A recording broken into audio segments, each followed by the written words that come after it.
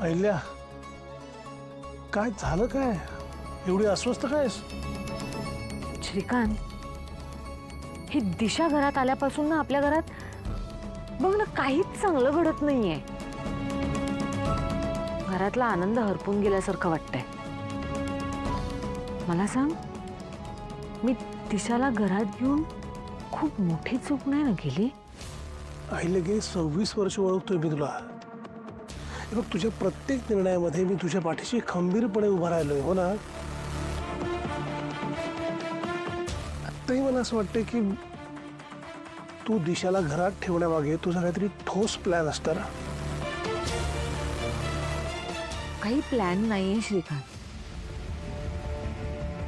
मी हे फक्त आपलं घर तुटू नये ह्या एकाच कारणामुळे केलं. तू दामिनीला ओळखतोस. ती छोट्या छोट्या गोष्टींचा बाऊ करते, मनात धरून ठेवते. त्या दिवशी जर दिशामुळे परितोष तुटला असता ना आपल्यापासून, तर दामिनीने मला आयुष्यभर माफ केलं नसतं.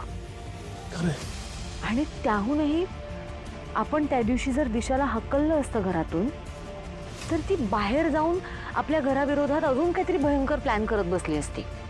मला काय वाटतंय, शत्रूला आपल्या जवळ ठेवून त्याच्यावरती बारीक लक्ष ठेवता येतं, आणि तेच तू करतेस. त्यामुळे याच्यात तू काही चुकीचं केलंयस असं मला अजिबात वाटत नाहीये.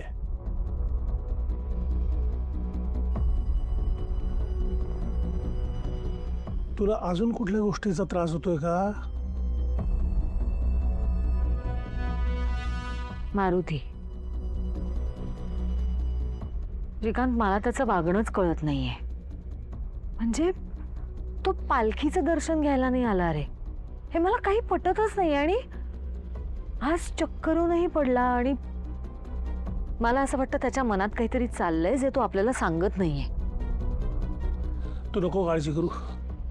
मी आजच योग्य वेळ बघून बोलतो त्याच्याशी, आणि मला खात्री आहे तो माझ्याकडे त्याचं मन नक्की मोकळं करेल. थँक्यू श्रीकांत.